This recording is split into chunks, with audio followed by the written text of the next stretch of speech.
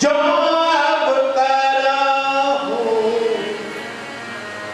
सती संग प्रीति मिटई भगति पथ होय नीति। यदि जो मैं सती के साथ पत्नी का संबंध रखता हूं, भक्ति के मार्ग में बाधा उत्पन्न होती है, उन्हें अनीति का पथ होता है। यदि मैं सती के साथ अब पत्नी का संबंध रखता हूं, क्योंकि मैंने अपनी सती को, अपनी पत्नी को अपनी मां के रूप में देखा है। अब सती पत्नी नहीं भोलेनाथ जैसा कौन है? सती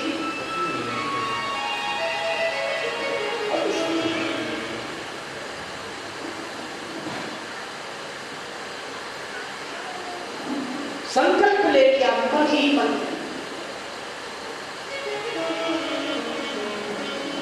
शिव संकल्प लीन मन माही, यह तन सती भेंट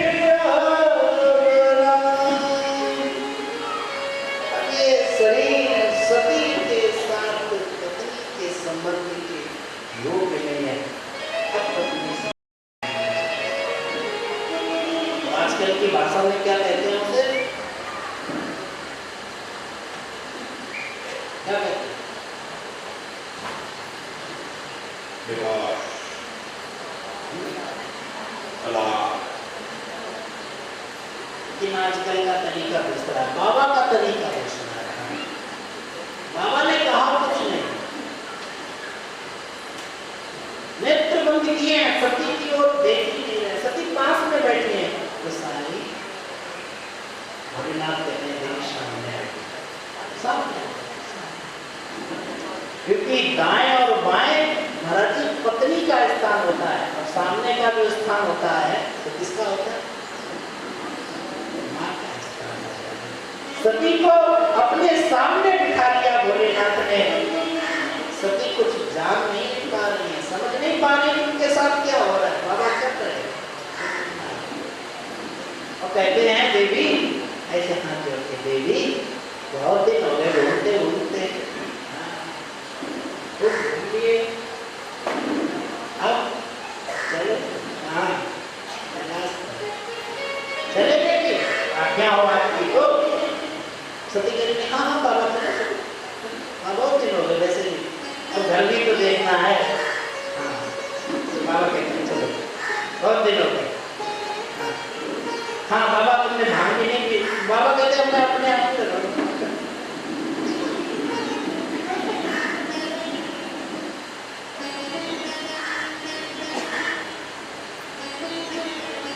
चलने लगे भोलेनाथ।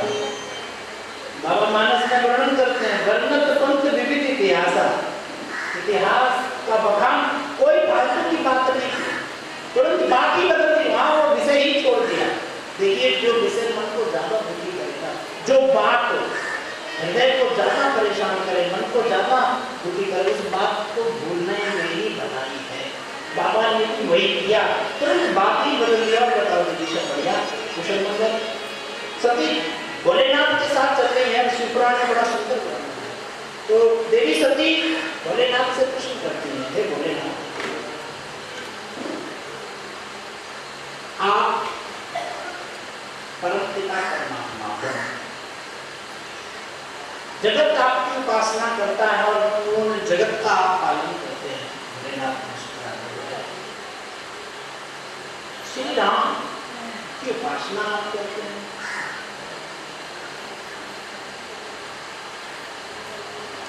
बाबा ने कहा देवी तुम कहना क्या चाह रहे हो?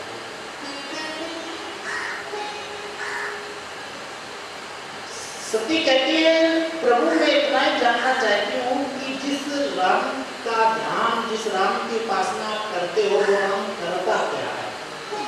वो राम करता क्या है? काम क्या है? बाबा मुस्कुराने लगे, कहने लगे देवी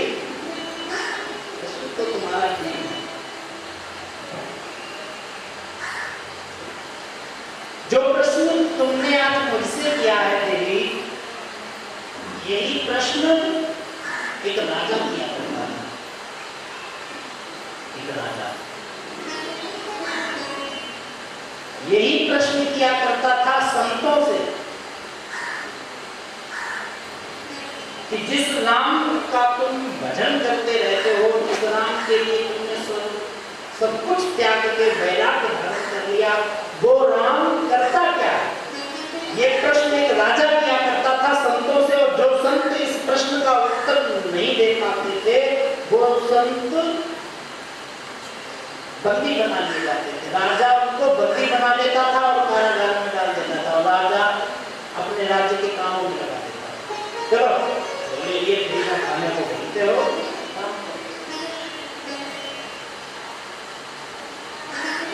कई संत आए,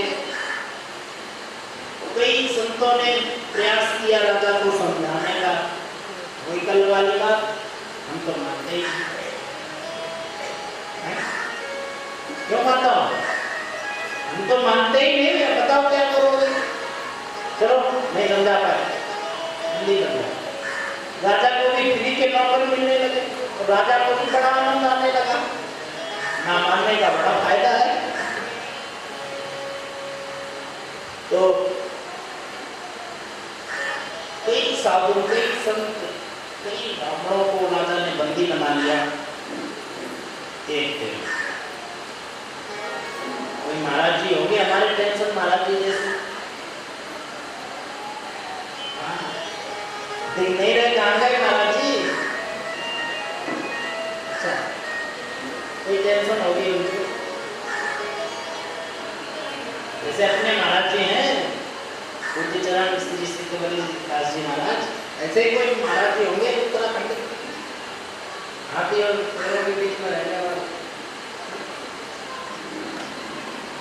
पता लगा कि ऐसा कोई राजा है जो संतों को बंदी बना रहा है। कौन ऐसा राजा है? आ गया राजा दरबार में बैठा,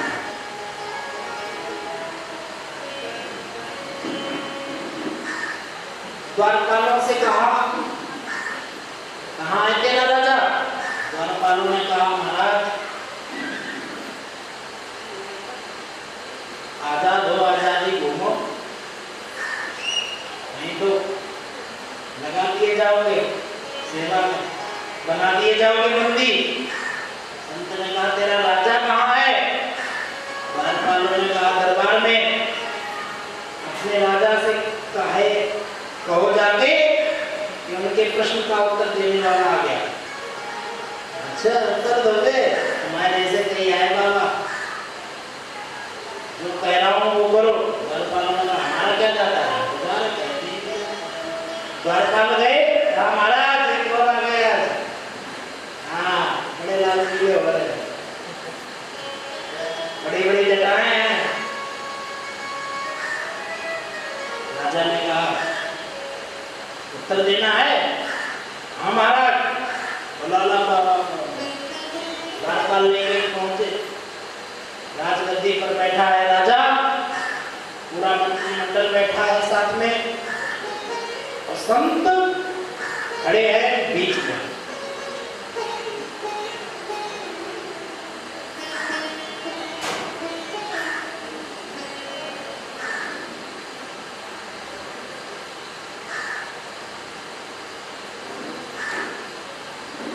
संत कहते हैं बोल राजा मेरा क्या प्रश्न है? राजा कहता है महाराज उत्तर नहीं दे पाया तो जानते हो क्या होगा? संत ने कहा हाँ पता है, पता है, तुम अपना प्रश्न बोलो।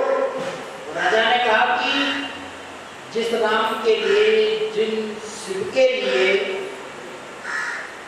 तुम ये वैराग्य धारण करके सब कुछ छोड़ के दिन रात उसका ध्यान भजन नाम जपते रहते हो, वो राम वो शिव करते क्या? वो राम करता। संत ने राजा की ओर देखा और संत हंसने लगे। राजा ने कहा महाराज उत्तर दो। हंसो नहीं, नहीं तो फिर जानते ही हो। संत कहते हैं हंस क्यों रहा हूं राजा, ये तुझे पता है? तेरा प्रश्न है ठीक है, लेकिन तुझे ये पता है कि बड़ा कौन होता है? राजा ने कहा मतलब? संत कहते हैं कि कौन बड़ा होता है, प्रश्न करने वाला बड़ा होता है या उत्तर देने वाला? राजा तो इतने पढ़े लिखे होते नहीं, पढ़े लिखे होते हैं मंत्री, विद्वान होते हैं मंत्री, राजा के सलाहकार। मंत्रियों की तरफ देखा, एक मंत्री से पूछा सुनो। मंत्री ने कहा महाराज बड़ा तो उत्तर ही देने वाला होता है। प्रश्न का क्या है, जिसका मन आया वो मुंह उठा के पूछ लिया। उत्तर देना हर व्यक्ति के बस की बात थोड़ी ना है भाई। जो योग्य होगा, विद्वान होगा, पढ़ा लिखा होगा, वही तो उत्तर दे पाएगा। तो मंत्री कहता है महाराज बड़ा वो होता है जो उत्तर देता है, और छोटा वो होता है जो प्रश्न करता है। तो राजा बोला हाँ बाबा, बड़ा वो होता है जो उत्तर देता है, और छोटा वो होता है जो प्रश्न करता है। संत फिर हंसने लगे। राजा कहता है हंसने लगे हो बाबा? संत कहते हैं राजा तुझे इतना तो पता ही होगा कि बड़ा का स्थान कहाँ होता है, छोटे का स्थान कहाँ होता है? राजा ने कहा ये तो नहीं पता। संतन ने कहा कुछ मंत्री पूछा मंत्री से, हाँ बताओ। तो मंत्री ने कहा महाराज जो बड़ा होता है उसका स्थान ऊंचा होता है, और जो छोटा होता है उसका स्थान नीचा होता है। राजा बोला हाँ बाबा, जो बड़ा होता है उसका स्थान ऊंचा होता है, और जो छोटा होता है उसका स्थान नीचा होता है। संत ने कहा अच्छा, तो राजा ये बता प्रश्न तेरा है या मेरा? राजा बोला प्रश्न तो मेरा है, उत्तर किसे देना है? आपको। तो बड़ा कौन है और छोटा कौन है?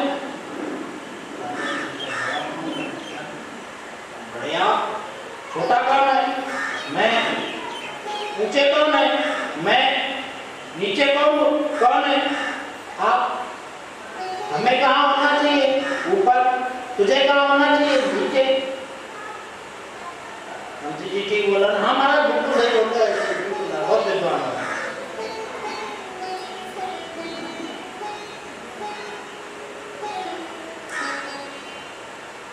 तो देख क्या रहे हो राजन, क्या देख रहे हो? ऊपर बैठ के प्रश्न करोगे, नीचे खड़ा कर दिया। स्वयं संत गए जाकर राजगद्दी पर बैठे। कहाँ बैठ गए? राजगद्दी पर। संत ने राजगद्दी पर बैठ के कहा राजा से कि पूछो राजा मंत्री जी से सही हुआ ना हिसाब? हाँ सही हुआ। हाँ महाराज बिल्कुल बढ़िया, सही है, जाओ महाराज। देखिए राजतंत्र में क्या था कि राजगद्दी पर बैठते ही राज्य, सेना और खजाना उसके अधिकार क्षेत्र में आ जाता था जो राजगद्दी पर बैठता।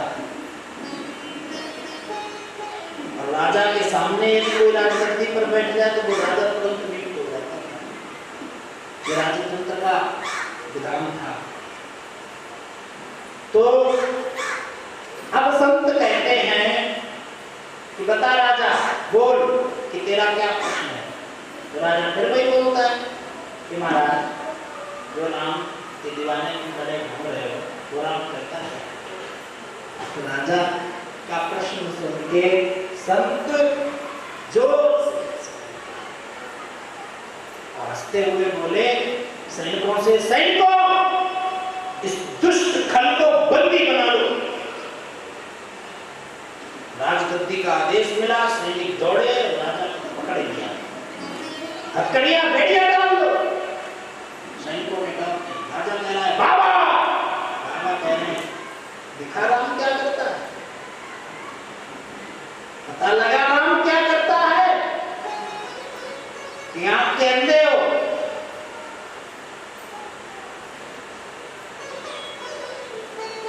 सैनिकों से कहता है राजा छोड़ो मुझे। सैनिक कहते हैं महाराज का आदेश है, जो राजगद्दी पर बैठे। आप राजा नहीं है, राजा तो बाबा हो गए।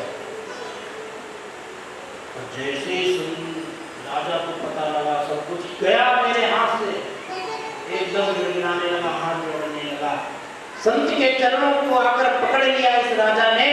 संत कहते हैं तुझे पता लगा राम क्या करता है, राम यही करता है। अभी तू राजा था, अभी तू ऊपर बैठा था, अभी तेरे आदेश का सब पालन करते थे, तो कुछ ही क्षण तो हुए, अब तू नीचे है। जो तेरे आदेश से खड़े रहते थे वही तुझे बंदी बनाए हैं।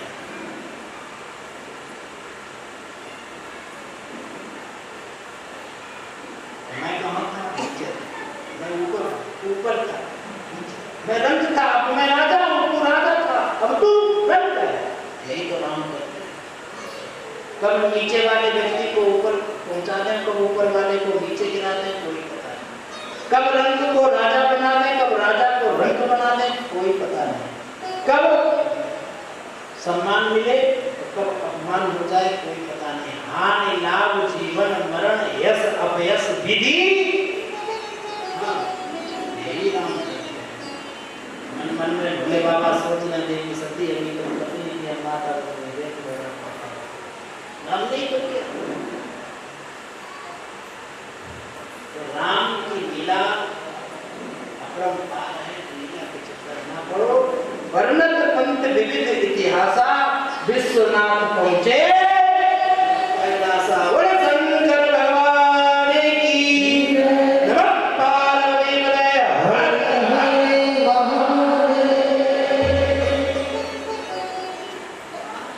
गए और जाकर शंकर सहेज स्वरूप लागी समाधि अखंड अपार। अखंड समाधि भोलेनाथ ने लगा दी। बोले शंकर भगवान की। सती ने देखा भोलेनाथ भोलेनाथ भोलेनाथ, तो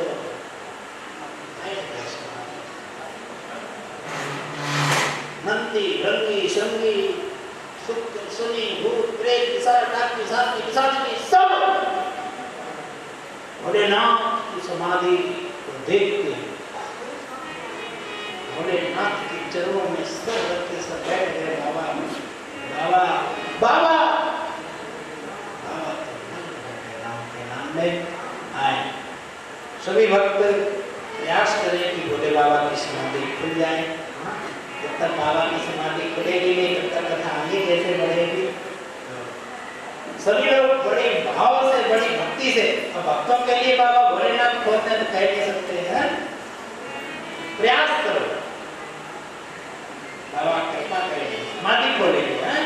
सभी लोग बड़े भाव से भजन के माध्यम से बाबा की समाधि को खोलने का प्रयास करें। देवी सती, ब्रह्मा, विष्णु, इंद्र, देवादिदेव सभी भोलेनाथ की समाधि को खोलने का प्रयास कर रहे हैं, स्तुति कर रहे हैं, विनती कर रहे हैं। बोले शंकर भगवान की।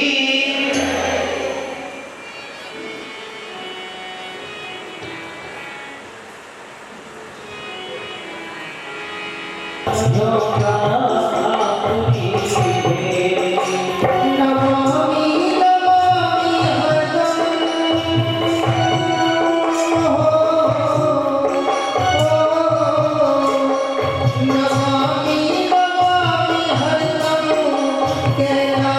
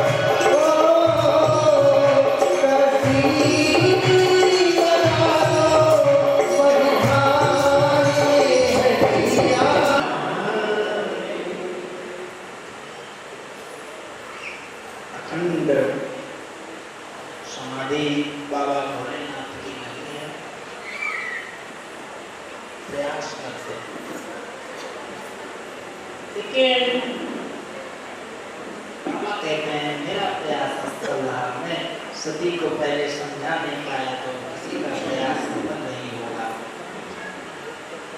समाधि नहीं खुली, खुली तो कब खुली? बीते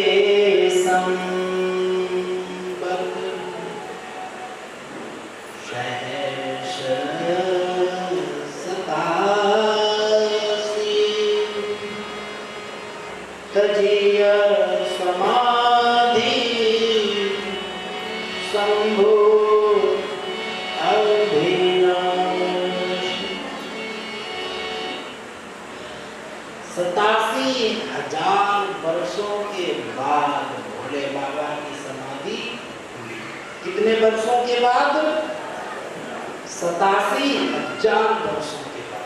बीते संवत सहस्र 87।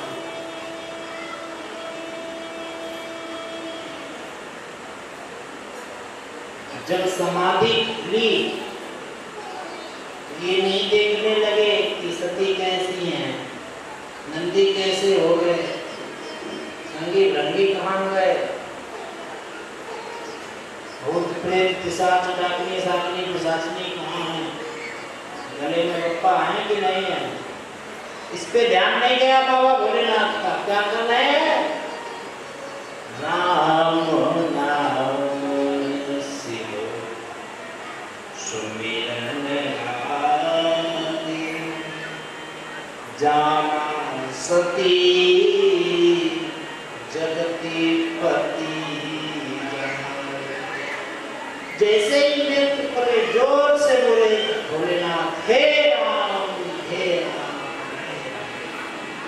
बाबा के हृदय में वेदना है क्योंकि सती ने असत्य बोला, विश्वासघात किया, विश्वास नहीं।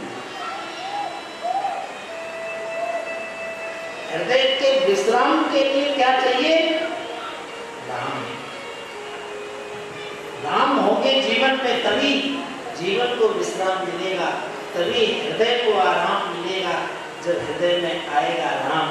जब तक राम नहीं है जीवन में, जब तक राम नहीं है मन में, जब तक हृदय में भोलेनाथ नहीं है नाथ, तो आराम विश्राम सुख शांति भूल जाइए, नाम मत कीजिए उनका नाम। तभी लोग जब मन में हृदय में बाबा भोलेनाथ को दिखा, राम को। जब भी व्यक्ति के जीवन में दुख आता है तो व्यक्ति क्या करता है? राम को याद करता है। जब कोई संसार से अपने प्रियजनों को छोड़ के जाता है तो उसके साथ जो उसके प्रियजन चलते हैं वो क्या कहते हैं? राम नाम कहते हैं। राम के नाम को लेने से दुख हल्का होता है, वेदना कम होती है, चिंता कारण होता है। एक बार करके तो देखो,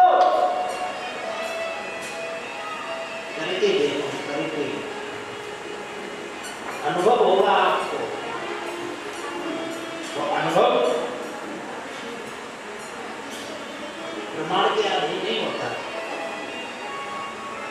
अनुभव करो, अनुभव जीवन। जब भी दुख हो, आपत्ति हो, विपत्ति हो, दुख आकृति विपत्ति वेदना को, है ना, कोई ना कोई मार्ग आपको अवश्य मिलेगा, कोई ना कोई आपकी सहायता के लिए अवश्य आएगा। ये आपका अनुभव आपके जीवन में आपको प्राप्त होगा। करके देखो, मैं लिखी पढ़ी बात नहीं कर रहा हूँ, मेरे जीवन का स्वयं का अनुभव।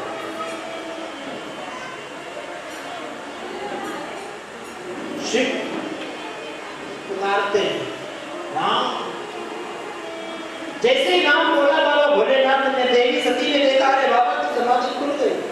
बाबा जते उठ के आए, अरे भोलेनाथ बताओ 87,000 वर्ष। देवी सती को बाबा ने वहीं बिठाया, सामने बैठ जा देवी, बैठ जा बैठ के बात करते हैं ना। ऐसा ना हो बाबा सोच रहे कि ऐसा ना हो दाएं और बाएं बैठ जाए देवी, तो पहले बिठा दिया सामने बैठा, क्योंकि माँ का स्वरूप मानने लगे हैं बाबा। कहते हैं व्यर्थ की बातें नहीं, आप बताइए। देवी सती पूछने लगी, प्रभु क्या कर रहे थे इतने दिन बैठे बैठे, क्या कर रहे थे? राम भोलेनाथ ने कहा, देखिए अनुभव कर रहे थे। अनुभव किसका? एक बार देखिए, मैं मानता हूं कि अवस्था के अनुसार ही अनुभव प्राप्त होता है। यहाँ जितने भी लोग बैठे हैं, वृद्धजन भी बैठे हैं, और वृद्धजनों में अधिक से अधिक अवस्था होगी 70, 75, 80, 85, 90। इससे अधिक आयु का कोई भी नहीं बैठा हो। आपकी आयु 90 वर्ष की है तो आपका अनुभव 90 वर्ष का होगा। 60 वर्ष की आयु है आपकी तो आपका अनुभव 60 वर्ष का होगा। 40 वर्ष की आयु है आपकी तो आपका अनुभव 40 वर्ष का होगा। जितनी आयु है मेरा उतना अनुभव होगा। जिसकी जितनी आयु है उसका अनुभव उसकी आयु के अनुसार होगा, और अनुभव ऊपर पे ही आता है। बहुत अधिक अनुभव आज तक आपको प्राप्त हुआ होगा बड़ों के द्वारा, तो 100 वर्ष का अनुभव बस। लेकिन आज बाबा भोलेनाथ अपना अनुभव बता रहे थे सती को।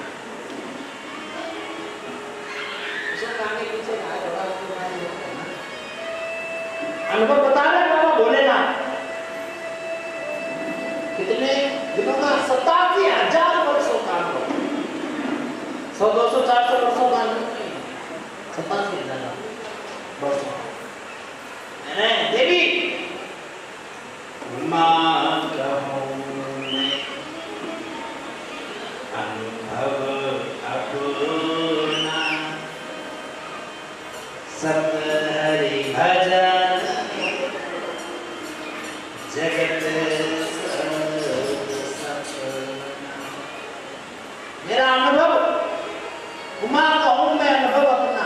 सत्य यदि कुछ है, सत्य यदि कुछ है, साथ कुछ यदि जाना है, वो है हरि का भजन, स्मरण। बाकी ये सारा जगत सपने के समान है। सपने से ज्यादा इस संसार की कोई वास्तविकता नहीं है। ना कि ये बात आप समझ लो वही अच्छा है। ये जो देख रहे हो ना खुली आंखों से, बड़ी बड़ी इमारतें, लोकल ट्रेनों में भीड़, लोग आ रहे हैं, घर में आके सोते हैं, उठते हैं, बस भागने लगते हैं। ये जो भी आपको वैभव, जो भी आपको समय दिख रहा है, ये कैसा है? एक सपने के समान है। सपना, सपना जानते हो ना, सभी देखते हैं रात को सोते वक्त, वो भी सपना ही होता है। इसे तो सपना कहते ही है, इसे भी सपने कहते हैं। लेकिन उस सपने में और इस सपने में बड़ा अंतर है ना, अंतर, थोड़ा सा अंतर है।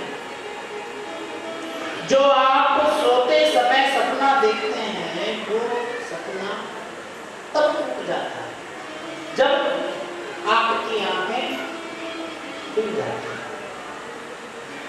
और जो आप इन खुली हुई आंखों से ये जो जगत का सपना देख रहे हैं, जिस सपने को आप वास्तविक समझे बैठे हैं, रात को सोते हुए हम देखते हैं सपना को भी हम वास्तविक ही समझते हैं। सपना देख रहे हैं, अरे हम घने जंगल में फंस गए, अरे कोई हमें दूर दूर दूर तक मार्ग नहीं मिल रहा है, हमें भूख भी लगी है, हमें प्यास भी लगी है, और वैसे एक सिंह दौड़ता है, और जैसे सिंह दौड़ा हम चिल्लाए, हम भागे, जैसे ही हम भागे पीछे पीछे सिंह दौड़ता है, सिंह दौड़ता है, हम भाग रहे हैं, सिंह हमारे पीछे हमें खाने के लिए भाग रहा है, हमारा मन काम नहीं कर रहा है, पसीना आ रहा है, और भागते भागते आगे देखा हमने खाई है, पीछे शेर है, दाएं कुआं है, बाएं नदी है, जाए तो जाए कहाँ। और वैसे ही आंख खुल गई, जैसे शेर झपट्टा मारने हुआ और आंख खुलती है तब सांस लेते हैं। अच्छा हुआ सपना था, नहीं तो आज नाम नाम सब वही करता और हंसते हैं।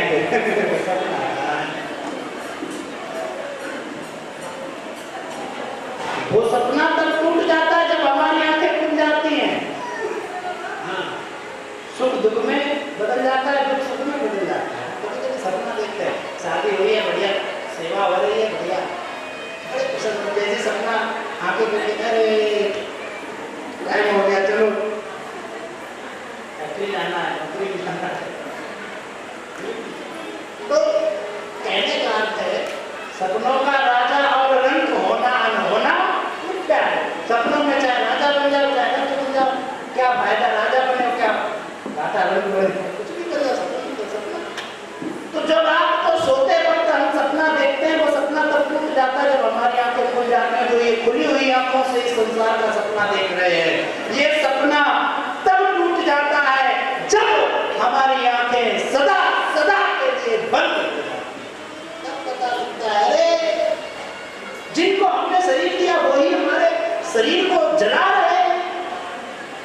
जो हमने घर पूरी उम्र कमा कमा के बनाया, उसी घर को हमको एक दिन रख नहीं पाया।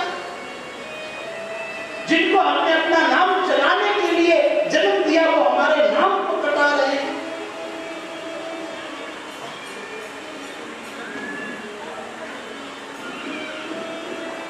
तब सपना टूट जाता है ये जब हमारी बंद हो जाती है।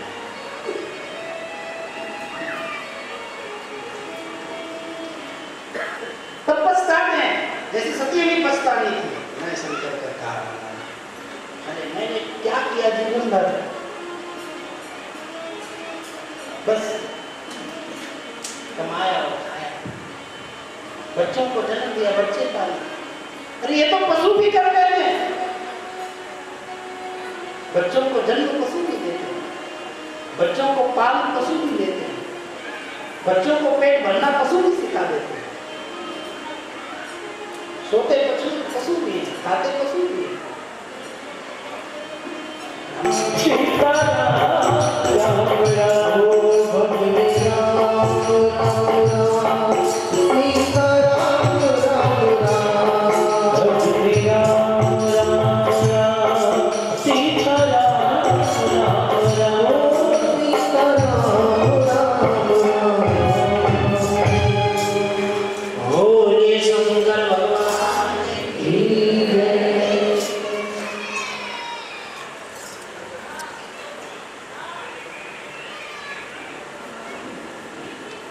सब शिव को जो नहीं भूलता है वो जीवन में कभी भटकता नहीं। इसलिए सत्य को याद रखो, शिव को याद रखो। सती कहती है प्रभु एक बात कहूं, भोलेनाथ कहते हैं आज्ञा दो। भगवान का भाव वही है। देवी सती कहती हैं प्रभु तब नहीं सुन पाई थी रात कथा, लेकिन अब सुना, अब कथा सुना। भोले बाबा कहते हैं देवी तुम कथा सुनो।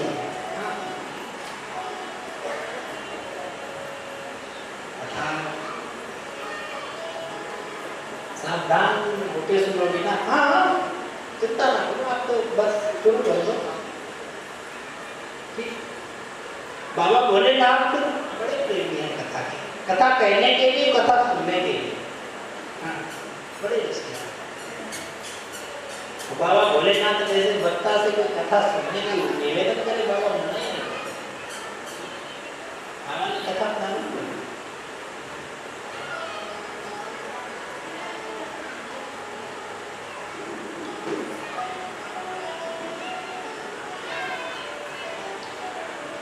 उसी समय संयोग से क्या हुआ कि सती के पिता दक्ष ने विशाल यज्ञ कराया। कल परसों कथा सुनी थी आपने। द्वेष में शिव के अपमान के लिए यज्ञ कराया। दक्ष ने विचार किया कि सबको बुलाऊंगा, शिव को नहीं बुलाऊंगा, शिव का अपमान, सबको बुलाया। सब जा रहे हैं, जाने वालों की भी अति बिल्कुल, जाने वालों को सोचना चाहिए कि जब शिव को नहीं बुलाया है तो जरा शिव का कैलाश बचा के निकले, बाईपास से नहीं दिखा दिखा के जा रहे हैं कैलाश के ऊपर। देख लो मामा तुम्हारी ससुराल में हमें विमान पे विमान, विमान पे विमान, सती का मन फिर कथा से भटक गया। देख लो एक बार भटका था, क्या हुआ, दोबारा फिर कथा से मन हटा और विमानों पे चला गया। सती बिलोके व्योम विमाना जात चले विधिना। सती देख रही है ये विमान कहाँ जा रहे हैं, मन विमानों की ओर चला गया। सती भोले बाबा से बोल पड़ी, भोलेनाथ कथा रोक दो। भोलेनाथ ने कहने लगे देवी क्या हुआ, फिर अपराध श्रोताओं को ये अधिकार नहीं है कि वक्ता से कहे कथा शुरू करो, कथा बंद करो। व्यासपीठ स्वतंत्र होती है।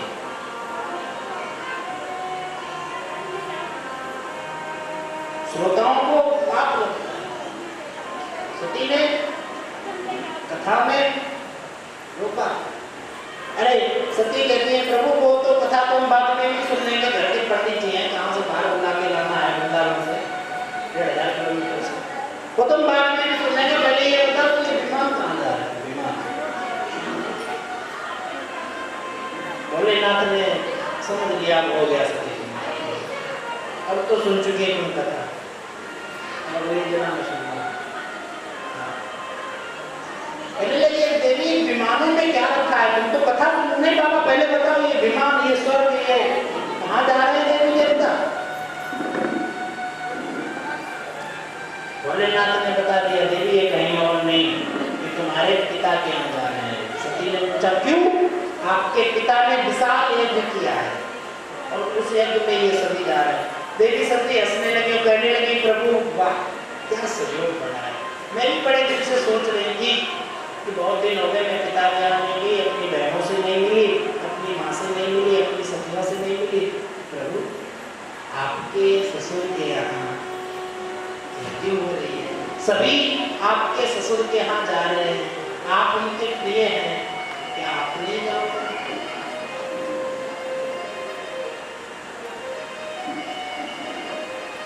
ऐसे बोल रही है जैसे मानो कि मेरे तो कुछ है नहीं, सब आपके ही हैं मेरे पिताजी। ये माताओं में थोड़ा होता है, जो पुरुष भाई लोग यहाँ बैठे हैं वो उन्होंने नोट किया होगा, जैसे ही माता जी बोले ए जी समझ लो कुछ गड़बड़ है जी, क्यों कर ली थी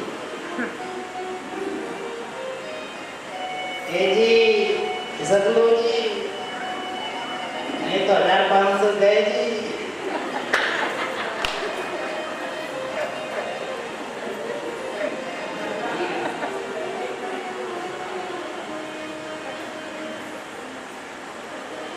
भोलेनाथ कहते देवी मैं चलता अवश्य चलता, आपको कहने की जरूरत ही नहीं पड़ती, लेकिन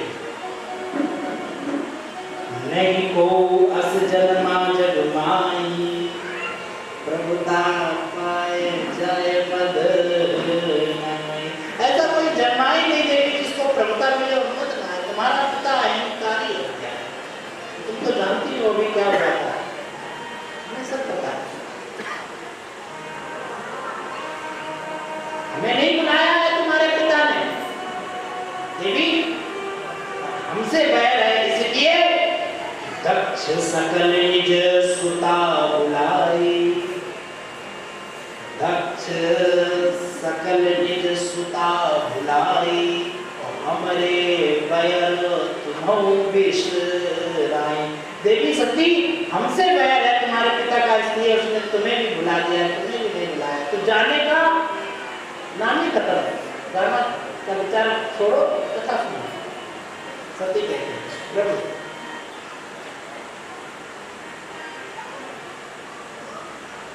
आप ही कहते हैं और शास्त्र कहते हैं कि कुछ जगह ऐसी होती है जहां से निमंत्रण ना भी है फिर भी वहां जाना चाहिए। पिता क्या, गुरु क्या, बेटी क्या, बहन क्या, कथा में, भागवत में, यज्ञ में, देवालय में, तीर्थों में, इन जगहों से बुढ़ापा ना भी आए तो भी जाना चाहिए। देवी सती कहती है बाबा भोलेनाथ से, बाबा कहते हैं जाना चाहिए, जरूर जाना चाहिए, लेकिन तब जाना चाहिए जब अपना वहां कोई बैरी ना हो। कहते हैं बाबा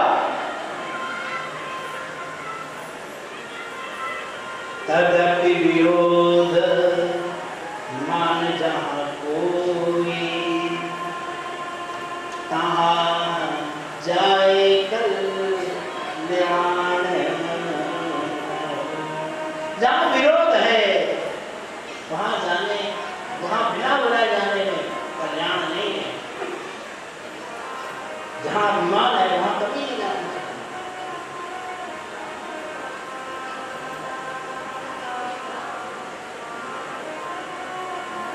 देवी जाना उचित नहीं है, जाने का विचार छोड़ो उनसे, बार बार भोले बाबा समझा रहे हैं।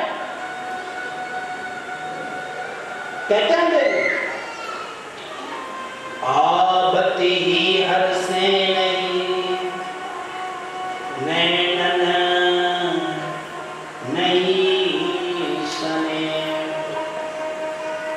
तुलसी वहां न जाए चाहे कंचन बरसे।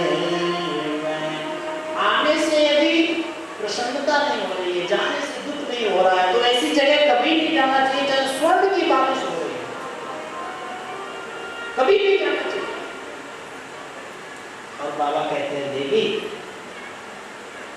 आवत ही हंस देत हैं और जात देत हैं रोए, तुलसी ऐसे मित्र के भूखे रहिए।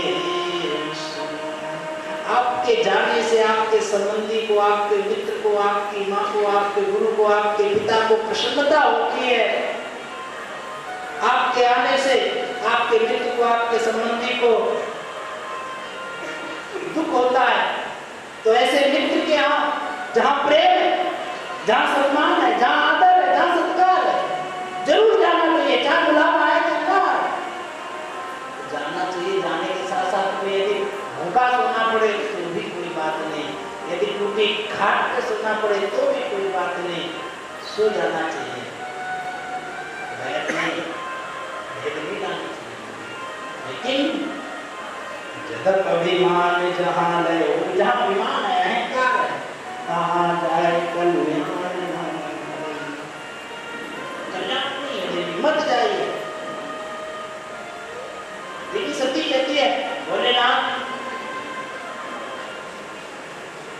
आप जाओ चाहे ना जाओ, हम तो जाएंगे। भोलेनाथ ने कहा जी आपको जाना है आप जाइए, हम आपको नहीं रोक सकते हैं, हमें नहीं बुलाया है इसलिए हम नहीं। तो मैं जाऊं? भोलेनाथ कहते हैं मेरी मानो, बड़े प्रेम से कहते हैं तुम मेरी मानो दक्ष सुता, नहीं कोई निमंत्रण आया है, जो जाता है उसे जाने दो, पर हमको नहीं बुलाया। विद नेह निमंत्रण जाओगी तो फिर पीछे पछताओगी, जैसे भी पछताएंगे। वो मेरा ये ब्रह्म बताता है, दोबारा मुझसे नहीं मिल पाओ।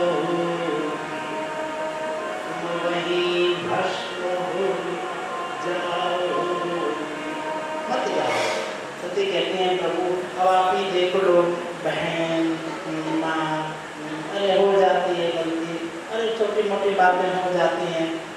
भोलेनाथ ने कहा देवी इससे ज्यादा मैं नहीं समझा सकता हूँ, आपको अब जाना है तो जाइए, हम नहीं जाएंगे। देवी सती चल गए, भगवान के ध्यान में बैठ गए। बोले शंकर भगवान की।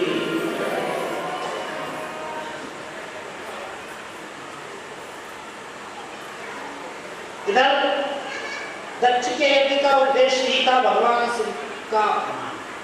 तो दक्ष ने सभी से कह रखा है कि यदि शिव के यहाँ से कोई भी गण आए, कोई भी आए, किसी को भी उससे बात करने की जरूरत नहीं, कोई देखेगा तक नहीं।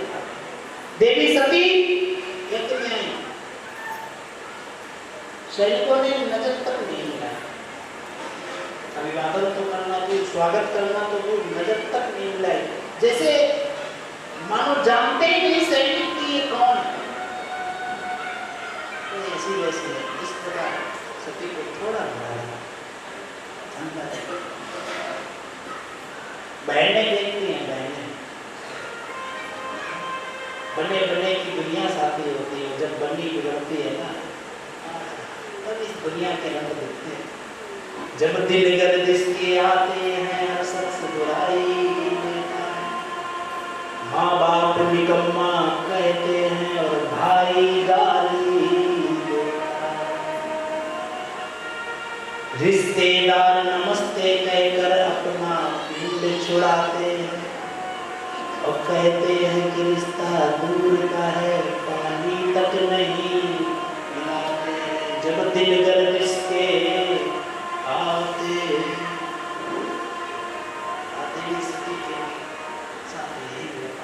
खुद की बहनें हंसती हैं, देखो आ गई पूरी खाने है नहीं ना, देला उसको कुछ मिला नहीं होगा बहुत दिन से खाने के, तो सोचा चलो पिता के आया गया तो चले जाएंगे तो कुछ खाने को दिया। देख बिना बुलाए आके, बिना बुलाए ऐसे ऐसे भी मेहमान है, रिश्तेदार जो बिना बुलाए चले आते हैं। हमने कोई अगर ना बुलाए तो अंधेरी को नाक तक ना मारे जाते, व्यंग करने लगी, हंसने लगी, भगनी बहुत मुस्कुराता, एक मुस्कुराकर मिलना और एक बहुत हंसते हुए मिलना, दोनों में मिलने में अंतर। कोई बात हमने कही, आप हल्के से मुस्कुराए, मतलब आपने बात की गंभीरता को समझा, और हमने कोई बात कही आप खिसाका मार के हंस पड़े, मतलब आपने मेरी बात का अनादर किया। मैं तो ये मुस्कुराने और तेजी से हंसने में ये अंतर है। हर व्यवहार का क्रिया का एक अर्थ है, इसीलिए कहते हैं व्यवहार बड़े सोच समझ के करना है।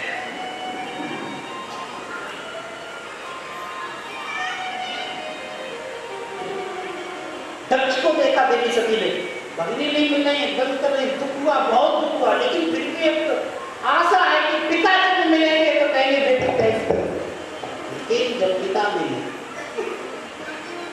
दक्ष न कछ पूछी कुशलाता, दक्ष न कछ पूछी कुशलाता, सती मिलो की जरे सब गाता।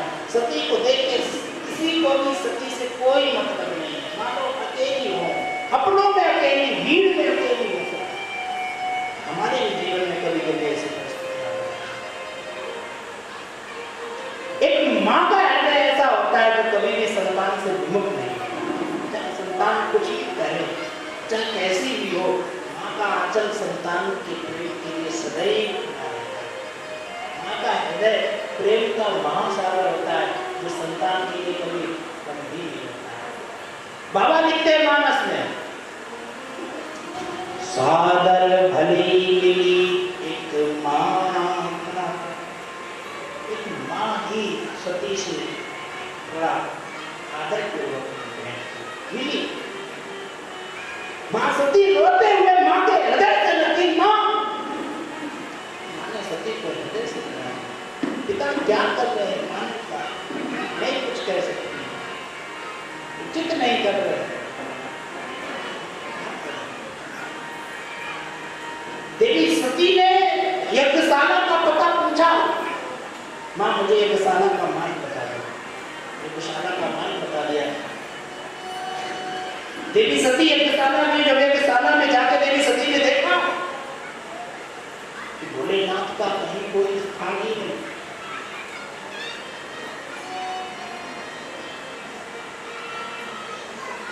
चारों ओर देख रहे हैं, सब प्रसन्न है, सब खुश है। बाबा का अनादर हो रहा है मेरे, शिव का नहीं, किसी का नहीं हो सकता। शिव जैसा हृदय हृदय रखने वाला कौन है इस जगत में? मेरा पिता मेरे बाबा से बड़े मान करता है। भोलेनाथ का अपमान देख के रहा नहीं गया देवी सती को। माताओं का जब स्वभाव होता है, स्वयं से चाहे कुछ भी करे चाहे कुछ भी कहे, लेकिन यदि मायके में जरा सा भी पति का अनादर हुआ तो माताओं को सहन नहीं।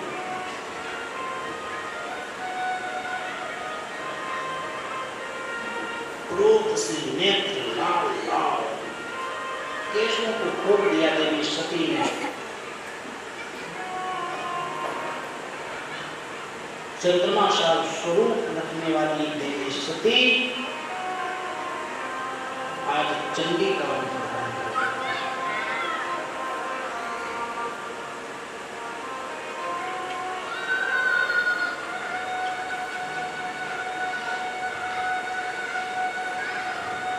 तो कहने लगी, सुन लो सिद्धद्रोहियों, सुनो सभासद सकल निंदा, कही सुनी जिन संकर निंदा, सो पल तुरंत लहो सब काहो, और भली भांति पछताओ पिताओ। जितने भी इस यज्ञ में आए हुए देवी देवता है, कान खोल के सब सुन लो, तुम सब शिव के अपमान में सम्मिलित हुए हो। इस उद्दंडता का दंड सबको मिलेगा, सब इसका फल चखेंगे। और सुन दुष्ट अहंकारी पिता दक्ष, पछताने के योग नहीं रहेगा। सती विचार करने लगी कि मेरे अंदर ही है, अब गुण क्यों उपजे? पहले मेरा मन राम की कथा में नहीं लगा, फिर राम पर अविश्वास किया, शिव की बात पर अविश्वास किया, शिव से असत्य बोला। आज अपने आप को देख रहे हैं। अभी भोलेनाथ मना करते रहे, ये अवगुण, ये दोष मुझ में उत्पन्न कहां से हुए? देवी सती विचार करती हैं, ये दोष मुझ में उत्पन्न इसलिए हुए हैं क्योंकि मेरे अंदर जो रक्त बह रहा है, ये रक्त दुष्ट अहंकारी पिता दक्ष का बह रहा है। ऐसे दुष्ट पिता का दिया हुआ शरीर ही है। इस शरीर में इतने दोष हो गए हैं, ये शरीर अब शिव के योग्य नहीं है। एक कुंड के सामने जाकर बैठ जाती है देवी सती, प्रार्थना करती है यज्ञदेव से कि हे यज्ञदेव साक्षी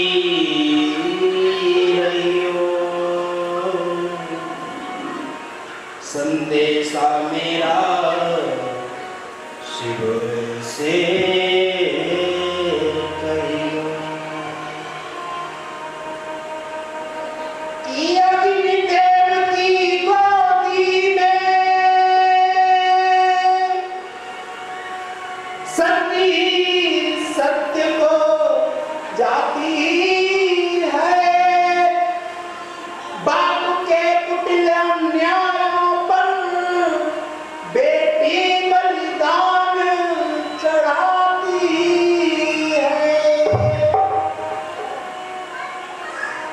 बेटी बलिदान चढ़ाती है।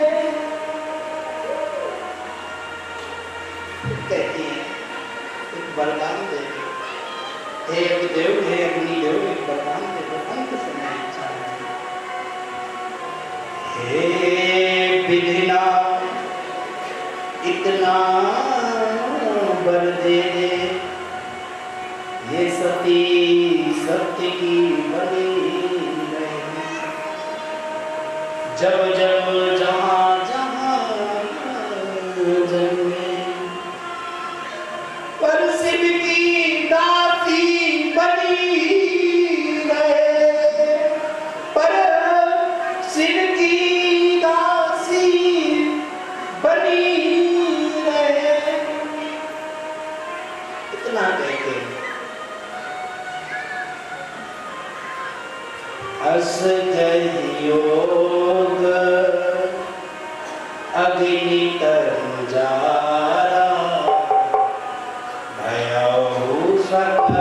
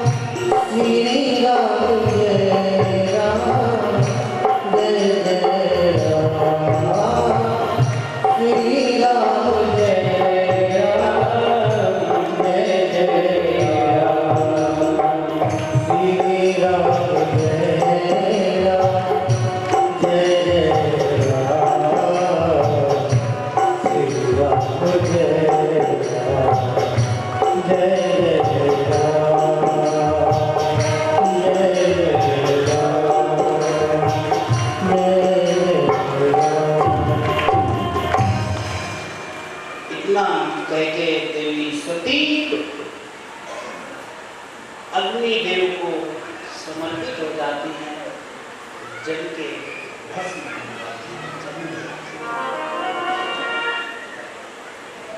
भगवान शिव समाधि में थे, नेत्र खुले,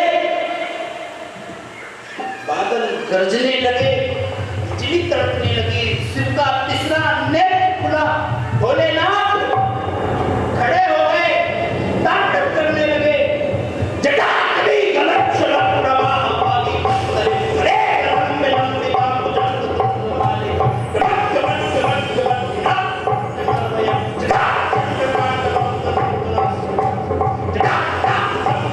भया,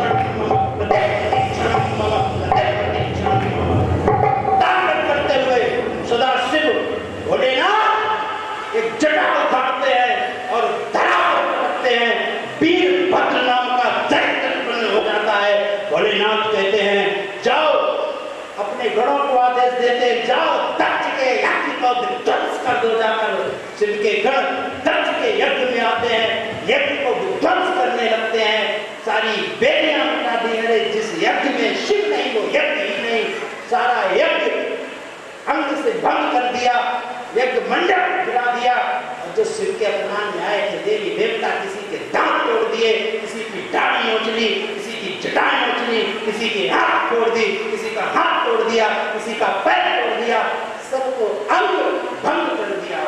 डाड़ी के हाथ फेर रहे हैं। शिव के गणों को ये बात अच्छी नहीं लगी। शिव के गणों ने देखा, अरे रघु जी तुम्हारे सम्मान के लिए भोलेनाथ ने अपना अपमान कर लिया है, आज तुम उनके अपमान में डाड़ी के हाथ फेर रहे, पकड़ी डाड़ी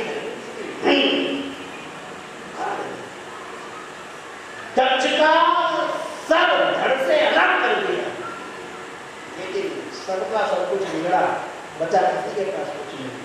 उनका कुछ नहीं बिगड़ा जो ब्राह्मण, जो आचार्य यज्ञ कराने आए थे, अंत में कुछ बचे कुचे थे थोड़े बहुत देवी देवता भगवान विष्णु ब्रह्मा आदि, उन्होंने देखा शिव का कोप, शिव के गुणों का कोप, ब्रह्मा जी विष्णु जी से यदि शिव के गुणों को शांत नहीं किया गया तो प्रलय आ जाएगी।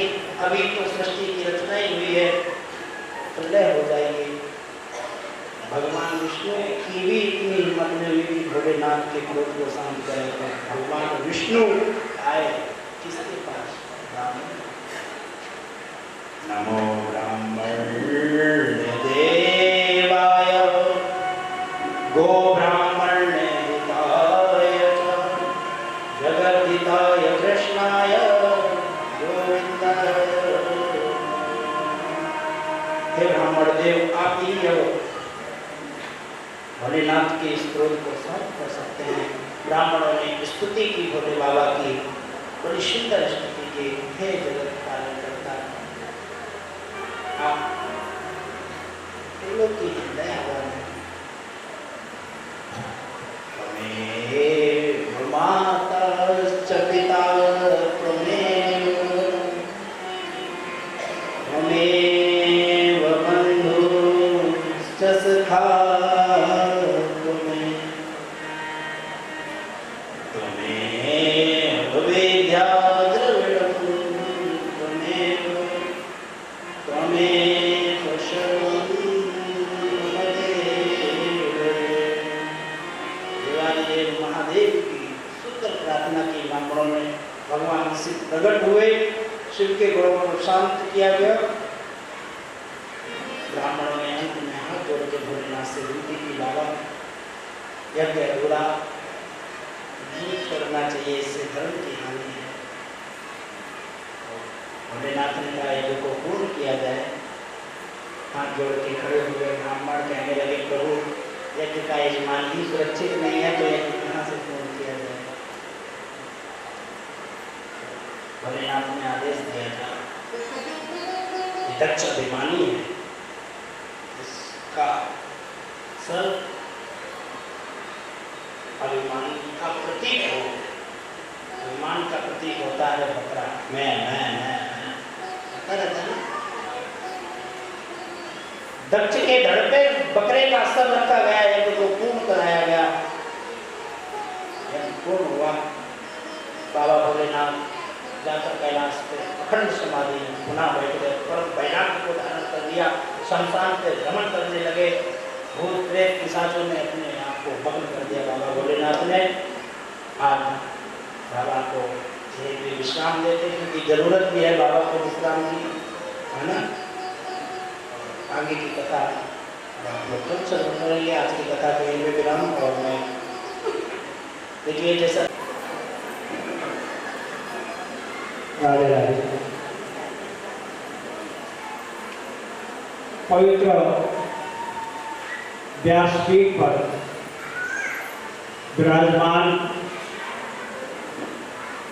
भक्ति, प्रेम और वात्सल्य की धरती वृंदावन से पधारे सुकुमार सर्व तपस्वी श्रीयुक्त श्री आदित्य मनोहर पाठक जी, हिमालय क्षेत्र से मटेला महादेव अल्मोड़ा उत्तराखंड की पावन भूमि से आए बाबा सिद्धवली जी महाराज, मंडपाचार्य पंडित योगेश जोशी जी, पंडित सुमित जोशी जी, गणेश सोनियाल जी, मनीष नौटियाल जी के साथ कर्णप्रिय संगीत से वातावरण को सरोवर करने वाले हमारे संगीतज्ञ कैलाश चंद्रमणि चैरिटेबल ट्रस्ट के संस्थापक, जो पिछले कई सालों से ऐसे भव्य और दिव्य आयोजन कर रहे हैं, श्री कैलाश चंद्र बेलवाल जी, उनकी धर्मपत्नी श्रीमती गंगा बेलवाल जी, इस कार्यक्रम की मुख्य संचालिका या यूँ कहिए कि मुख्य सूत्रधार श्रीमती देवी सती जी, उपस्थित मातृशक्ति भाइयों बहन और भक्तानुरागियों को मैं संभूषण गुरी का सादर नमन, सादर वंदन। आप यहाँ पर आ रहे हैं, आएंगे, आपका पूरा ट्रस्ट आपका हार्दिक अभिनंदन करता है। कथा का आज 5वां दिन है। बेहद सुन रहे हैं आप, बेहद रोमांचक मोड़ पर कथा पहुंच चुकी है। व्यास जी की दिव्यवाणी से, व्यास जी के मुखार बिंदु से, भगवान शंकर की विभिन्न ललित कलाओं से आप कथा का श्रवण कर रहे हैं। जैसे कि आज आपने देखा महाराज साहब, माता सती, भगवान शंकर और दक्ष प्रजापति के बीच की एक रोमहर्षक संदर्भ था। बहुत क्रांतिमय वातावरण उनके विचार मुँह से बन गया था। आगे और बढ़ेंगे, आप समय से आइए। इसी के साथ, इससे पहले कि मैं आगे बढ़ूँ, वैसे हमारे व्यासपीठ से घोषणा हो चुकी है कि आरती के समय जब आरती होती है तो मैं हाथ जोड़ से निवेदन करता हूँ आपसे कि अपनी अपनी जगह पे खड़े रहें। जहाँ पर आपकी कुर्सी लगी है कृपया वहीं रहें। वहाँ पर आपको पूरा प्रयास, हमारे कर्मठ कार्यकर्ता जो हमारे यहाँ पर स्वयंसेवी हैं, वो आप तक आरती पहुँचाने का संपूर्ण प्रयास करेंगे। ये मेरा विशेष व्यक्तिगत निवेदन भी है। व्यास जी से भी इसे आदेशी समझ लीजिए और मुझे उम्मीद है आप हमें सहयोग करेंगे, क्योंकि हम कुछ बंदिशों में बंधे हैं, क्योंकि प्रशासन का विशेष आदेश है इस प्रकार की, जैसे कि संलोकन या जैसे सोशल डिस्टेंसिंग की व्यवस्था रखें। और कतार पर खासकर देखा गया है, खासकर कि यहाँ पर जो है एक भीड़ एकत्रित हो जाती है, सारी व्यवस्था चौपट हो जाती है। कतार अपने अपने स्थानों पर खड़े रहें और कतार जो है मंडप का दर्शन करें, यज्ञाचार्य का दर्शन करें। मैं और एक और भी सूचना है कि प्रसाद ग्रहण के बाद प्रसादी होती है पर पवित्र वस्तु मानी गई है। खाने के बाद कहीं भक्तगण इधर उधर छुप लेते हैं, इधर उधर फेंक देते हैं, जो कि मेरी समझ से ठीक नहीं है। उन्हें एक डस्टबिन बॉक्स हमारे वहाँ पर लगा रखा है, बाल्टी है, कृपया उस बाल्टी में दे, या हमारे जैसा कार्यकर्ता जैसे करता ना, आप उनके हाथ में पकड़ा सकते हैं, हम ले लेंगे, लेकिन उधर उधर न बिखेरें, इसका विशेष ध्यान रखें। एक और सूचना है, कल हम यहाँ पर नहीं आ पाए क्योंकि कथा थोड़ा लंबी थी। हमारे महाराज जी ने भी एक शानदार भजन गाया, उनके लिए भी आभार प्रकट करता हूँ। और विशेष सूचना है कि इन्फेगो आई केयर हॉस्पिटल, ये तिरुपति नगर फेज 2 में है और विजय सर की बिल्डिंग में नीचे तल मंजिल पे है। उन्होंने हमारे संस्था, जो हमारे यहाँ पर जो ट्रस्ट है, उनके माध्यम से उन्होंने कहा कि जिन्हें कुछ आंखों की समस्याएं हैं, क्या कि उसकी जो क्या कहें, उसकी तपास जो है वो हम मुफ्त में निःशुल्क करेंगे। तो जिन बहनों का, जिन माताओं का, जिन भाइयों का आंखों में कुछ समस्या है, मोतियाबिंद का कुछ टेस्ट करवाना है, तो कृपया अपना नाम हमारी व्यवस्था श्रीमती देवी सती को दे सकते हैं, ताकि हम ये लिस्ट वहाँ तक पहुँचाएं और आप वहाँ जाएं जो आपको समय दिया जाए। इसके आगे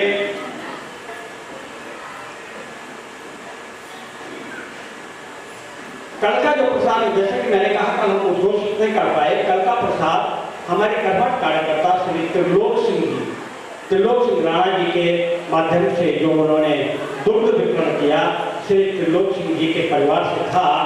और जो आपने हलवा सूजी का देखा होगा, वो श्रीमती मुन्नी देवी यादव सोमनाथ प्लाजा वालों ने दिया। बहुत बहुत आभार, अभिनंदन, वंदन। श्री रमेश चंद्राम गरोला कांदीवली से 1000 रुपया, श्री वेणुलाल गुप्ता महकरवाड़ी 501 रुपया, ध्यान सिंह रमोला गुलमोहन विराट पश्चिम से 1500 रुपया, ध्यानीदास सती विनय यूनिट से 505 रुपया, श्री शरद गिरजा प्रसाद संकट पृछक 11,000 रुपया। एक बार मैं इस नाम को दोबारा पढ़ लेता हूँ। श्री शरद गिरजा प्रसाद संकट पृछक बसई से 11,000 रुपये आए हैं। श्रीमती शीतल विवेकानंद जोशी घाट कोपर से 2100 रुपया। श्रीमती गीता अनिल गुप्ता विराट से 501 रुपया। श्री चिरंजीलाल पैरोली एमजीएम पार्क से 501 रुपया। गुप्तदान आया है 501 रुपया का। श्री दिनेश प्रताप सिंह डोंबिवली 501 रुपया। खेमराज पैरोली एमजीएम पार्क विराट से 501 रुपया। श्रीमती नंदी परमानंद जोशी अखिल, उन्होंने 15,000 रुपये हमें दिए हैं।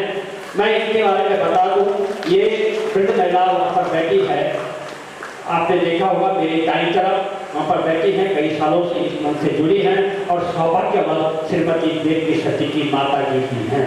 इन्होंने 15,000 रुपये दिया। श्रीमती किरण मिश्रा विश्वदीप बिल्डिंग 1101 रुपया। श्री मदन नारायण सिंह मेहता गुलमोहन टावर विराट से 1,001 रुपया।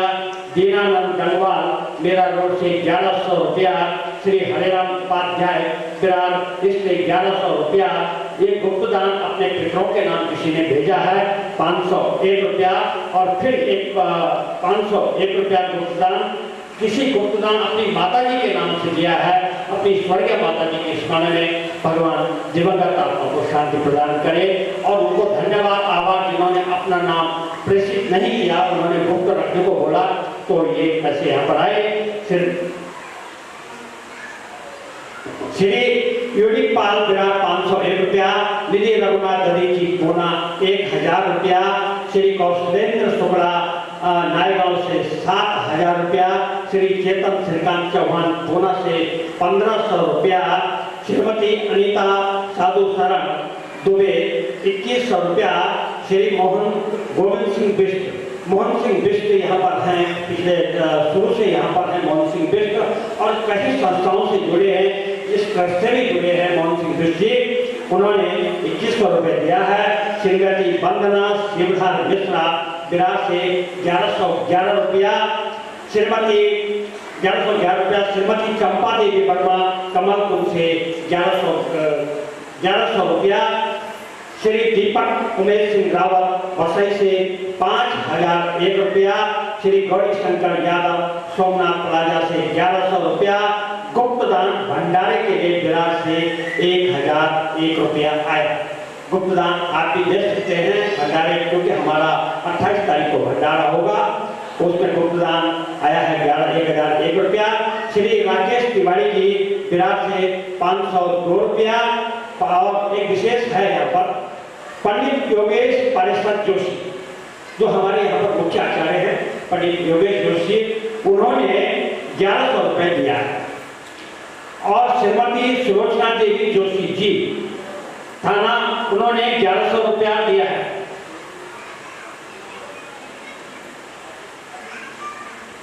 ये सुमित जोशी जो दूसरे आचार्य हमारे हैं, उनकी माता जी श्रीमती सुलोचना देवी जोशी जी थाना से उन्होंने 1,101 रुपया भेजा है। और पंडित श्री गणेश निहाल जी 1,100 रुपया। विशेष रूप से मैं आभार व्यक्तिगत रूप से ट्रस्ट की ओर से भी और तमाम जनता की ओर से आप अपने मंत्रोच्चार से वातावरण को बहुत विभूषित कर रहे हैं और इसके बावजूद भी आप दान दे रहे हैं, बहुत बहुत आभार अभिनंदन करता हूं। श्री तरुण जागेश्वर ठाकुर विराट 2,100 रुपया। श्री धीरज लल्लन झा विराट से 2,101 रुपया। शिवान कुमारी शिवान राय वायलेट यशवंत नगर से 1,100 रुपया। श्री मदन सिंह बिष्ट, उन्होंने अपने पितरों के नाम 551 रुपया दिए हैं, उनके पितृ को सदगति प्रदान करे, श्री ईश्वर श्री चरणों में स्थान दे। श्री राजेश भृगुनाथ साहा पूरा परिवार की ओर से 501 रुपया आया है।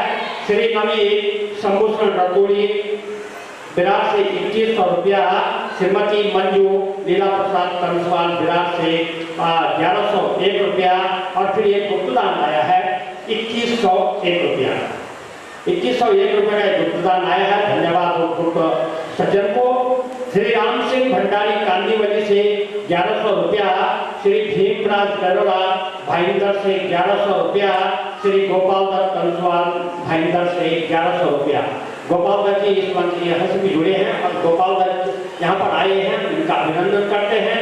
उनके बारे में मैं बता दूं, वे उत्तराखंड कोऑपरेटिव सोसाइटी जो बारी उत्तराखंड वालों की है, उनके विराट ब्रांच के प्रबंधक भी हैं और कई संस्थाओं से जुड़े हैं। श्री गोपाल दत्त जी बहुत बहुत धन्यवाद। श्रीमती किरण मिश्रा विष्णुदीप बेड़ी 1101 रुपया, श्री नागेंद्र मिश्रा ग्लोबल सिटी 1100 रुपया, श्री तारा सिंह बिश्प यशवंत नगर 501 रुपया, श्री त्रिलोकीनाथ गुप्ता यशवंत नगर से 501 रुपया और श्री लक्ष्मी प्रसाद मंगाई सुपुत्र श्री विद्यादत्त मंगाई जो वर्तमान में ऋषिकेश में है, उनकी धर्मपत्नी लक्ष्मी प्रसाद मंगाई की धर्मपत्नी यहाँ पर श्रीमती सुनीता मंगाई यहाँ पर है, उन्होंने यहाँ पर 1101 रुपया भेजा है और चिरंजीव सिंह नेगी विराट पश्चिम से 501 रुपया। मैं तमाम दानदाताओं को ट्रस्ट की ओर से, कैलाश चंद्रमणि चैरिटेबल ट्रस्ट की ओर से बहुत आभार प्रकट करता हूँ, हृदय की गहराई से उनका अभिनंदन करता हूँ, वंदन करता हूँ और आप लोगों से निवेदन करता हूँ इसी प्रकार अपना सहयोग देते रहिए, तभी ऐसे कुछ कार्यक्रम संभव हो पाते हैं। मैं ज़्यादा समय न लेते हुए मैं श्री यहाँ पर कुछ दो लोग यहाँ दूसरे लोग यहाँ पर हैं, श्री मोहन के गोपाल कंसवाल, बहुत बहुत धन्यवाद। जोरदार तालियों से मोहन का हमारे बहुत कर्मठ हैं, बहुत अब हम इनके बारे में ज़्यादा मैं निश्चित रूप से यहाँ पर आए।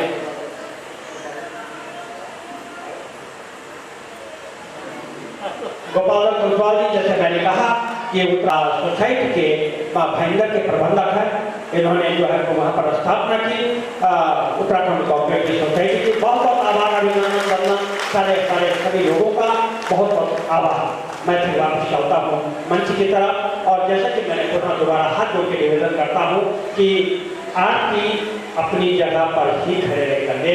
हमने आरती की व्यवस्था पूरी की हुई है, 4-5 थालियाँ बना रखी, आप तक पहुँचेंगे, हमारे स्वयंसेवक आप तक पहुँचेंगे और खाने के बाद जो है वो लोग दृष्टि बॉक्स में अवश्य डालें। बहुत बहुत धन्यवाद।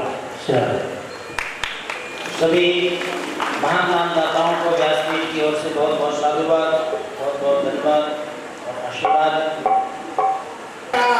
अरे काशी पति एक छटा, हर देव की छटा, हर देव की छटा, हरे मन है यो पटा। अरे पति की एक छटा, हर देव की छटा, मेरो मन है यो पटा। बोले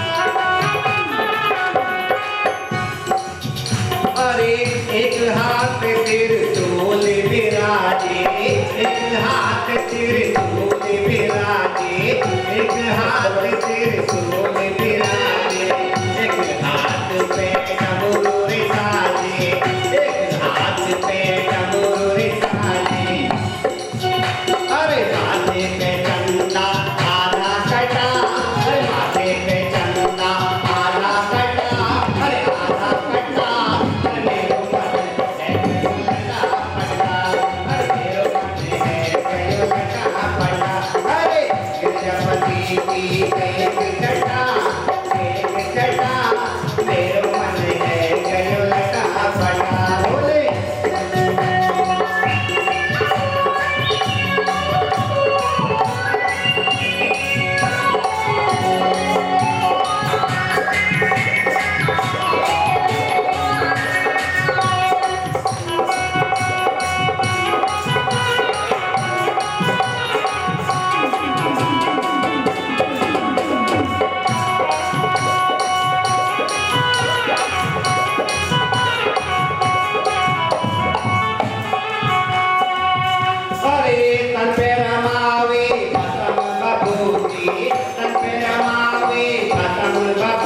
ओ गणनाथ रुद्र अब स्तुति, ओ गणनाथ रुद्र अब स्तुति। अरे अरे जटा जूट लगे जैसी घटा, अरे जटा जूट लगे जैसी घटा, अरे जैसी घटा, अरे गयो लटा पटा, अरे है गयो लटा पटा, अरे प्रजापति की एक छटा मेरो मन है गयो लटा पटा। जय हो।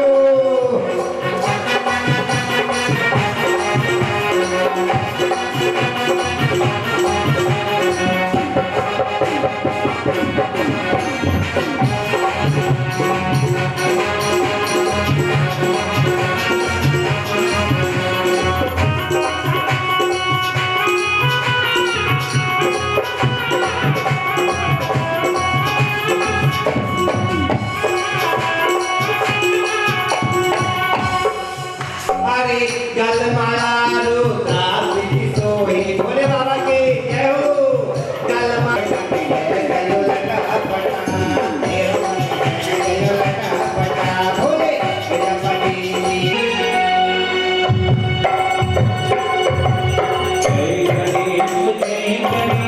जय गणेश देवा, हाथ जाओ की पार्वती पिता महादेवा।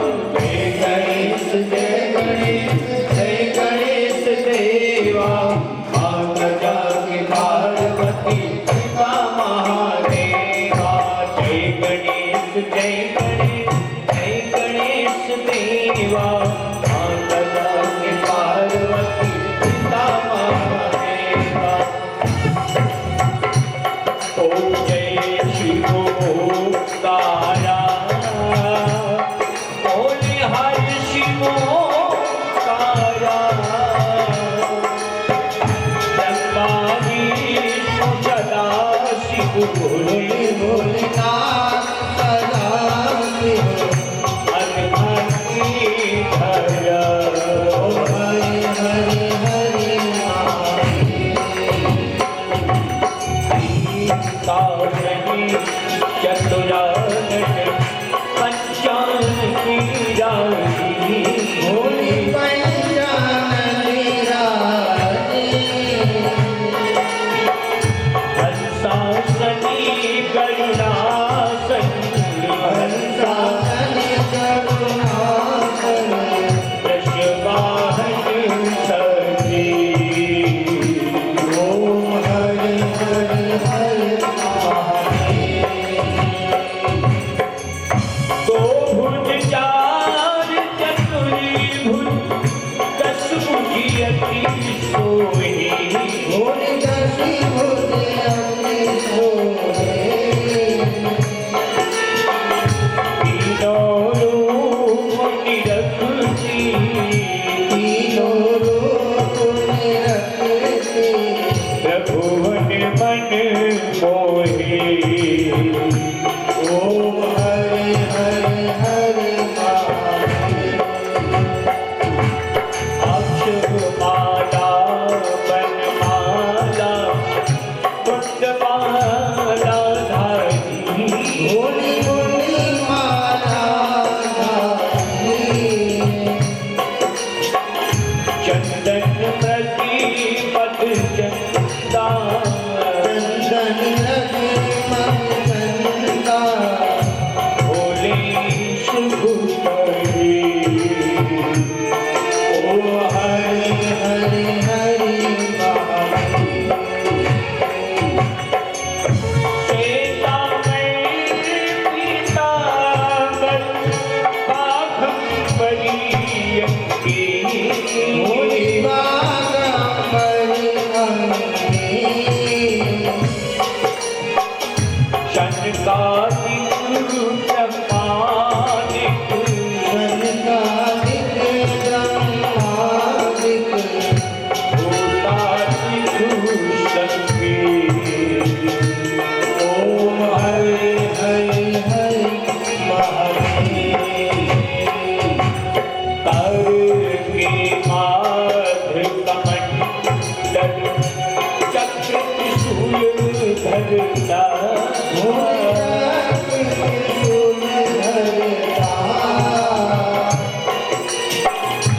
जग करता जग हरता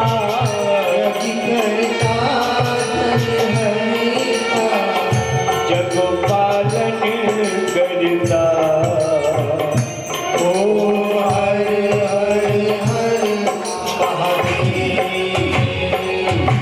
पार्वती पते हर हर महादेव। सभी भक्त शांति के साथ में